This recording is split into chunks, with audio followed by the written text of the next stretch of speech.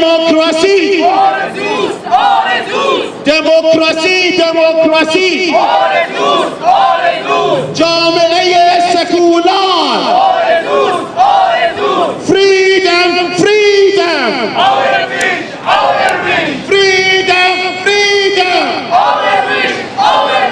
freedom in writing freedom in writing freedom in speech freedom in speech freedom in clothing freedom in thinking